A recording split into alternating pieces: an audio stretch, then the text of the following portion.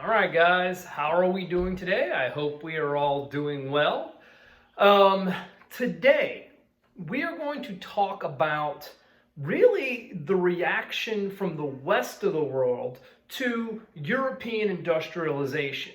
In the previous lecture, the previous chapter, we talked about, England first industrializing and how they reacted, and then we talked about the rest of the continent of Europe, for the most part, industrializing as well. Now we're going to talk about how Europe is going to interact with Asia and Africa and even South America, and we're going to see the discrepancy and the disparity in power. Okay? Now, today, specifically, we're going to talk about China. Okay? And we're going to talk about their response to modernity, their response to the British specifically. Okay? Now, after 1800, specifically England, but arguably the rest of Europe, is getting wealthier and wealthier and wealthier due to industrialization. Now, that's only going to increase interest in China. When the Europeans are getting wealthier and wealthier and wealthier because they're making a product cheaper and quicker and more efficiently than everybody else, they see China with their hundreds of millions of people and go, ooh, I'm interested, okay? The industrialists, much like today, they wanted to go to China to sell to those markets. That is an untapped resource. A lot of money could be made in China if China would just open up their markets. Now, keep in mind, the Qing dynasty does not want this. Okay, the Chinese government wanted to keep China isolated from Western trade. They saw the West as corruptors of culture. Nothing good would come here. Okay, not only that, the Europeans really didn't have that much stuff that the Chinese wanted, with the exception of silver. Now, keep in mind, the British do not want to keep dumping their silver into China. Remember, China had like one or two ports where they said, look, you can come to this little area, you can do your trade, but you're going to deal with a government-sponsored group. We will have the monopoly. We will have the advantage. And for a certain amount of time, the British or the Europeans, they were like, well, it's not great, but we can still make a lot of money with these Chinese goods, so we'll deal with the Chinese obstacles. If they want to put hoops for us to jump through, we'll jump through. In the 19th century, they're done with hoop jumping. The British do not want to play the Chinese game anymore. Not only that, the Chinese are not strong enough to run the game anymore. It's going to be the British. So, in response, we are going to see that the British are going to find a product that the Chinese do want. And it's not a good product, trust me, okay?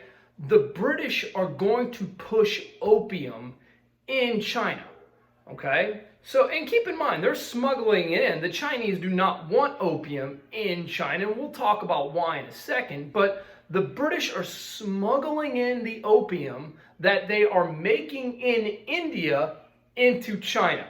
And the Chinese love themselves some opium. It's a highly addictive drug.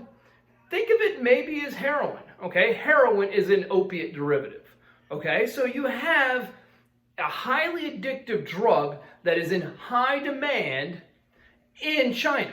Now, of course, the Chinese government doesn't like this because it makes their people lethargic. It makes them neglect all their duties that they're supposed to be doing, according to Confucianism, whether it's, obligations to their family, obligations to their government, okay? And they're not farming their fields or tending their silkworms, okay? So this is not a good thing.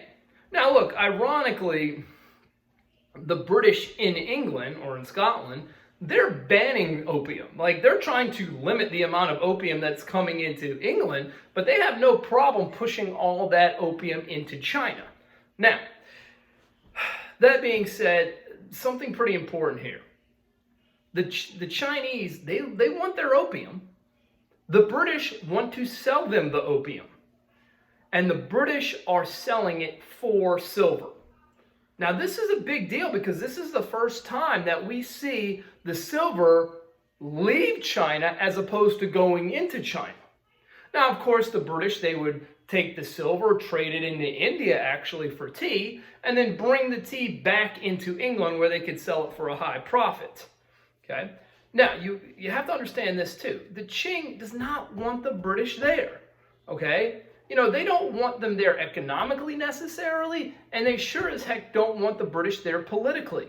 There were no diplomats in China. There were no British diplomats. The British aren't really influencing Qing policy at all, and the British want to change that, okay? So we're going to see that the British companies, the East India Tea Company specifically, they're going to pressure Parliament to get the British government to get China to open up more ports.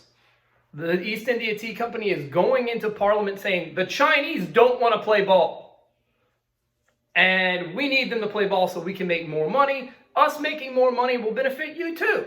So you need to go and force the Chinese to open up more ports. Okay. Now, also at the same time, 1839, we're going to see that the Qing is going to ban the opium trade. Now keep in mind, a lot of this was smuggled in anyway. So, it's like the United States right now. Just say no to drugs. We're banning drugs. Well, we have banned most drugs, but they're still coming in anyway. That's the same thing that is happening in China. Now, specifically, there is an official in the Qing government by the name of Lin Zexu. And he writes a letter to Queen Victoria. And he's saying, look, you need to stop dumping all this opium into China. You need to get your guys under control. This is destroying our culture. This is destroying our country.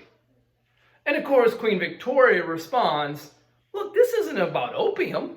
This is about you being unwilling to trade. If you guys would trade, we wouldn't have to smuggle in all this opium. So they're not even looking at the problem in the same way. And of course, as a veiled threat, Victoria is going to say, look, if you don't open up your ports willingly, we're going to force you to open up the ports.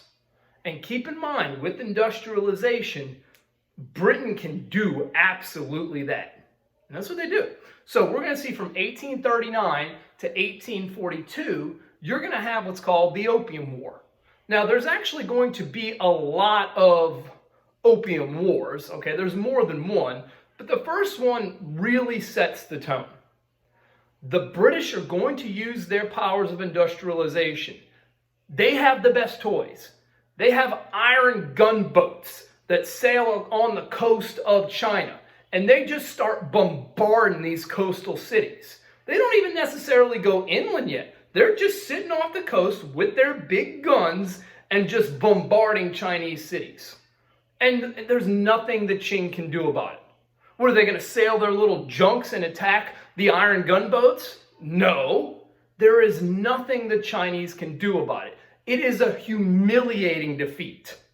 It's so humiliating that a lot of, the Chinese generals commit suicide because they have been disgraced by getting so easily beat by the barbarians.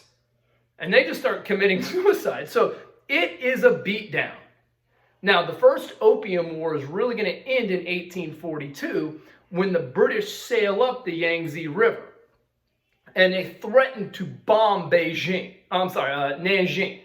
They threaten to bomb Nanjing. Now, Nanjing is a very populous city. So you start throwing those bombs into the city, there's going to be a lot of people that will die. And so far, the Qing has no response to the British. So for the Qing, their only move at this point is going to be negotiating. And that's what we're going to get. In 1842, the Chinese finally decide to negotiate. They realize there's nothing they can do to defeat the British right now. And really, they know that the only thing the British want to do is trade. So we get what's called the Treaty of Nanjing in 1842.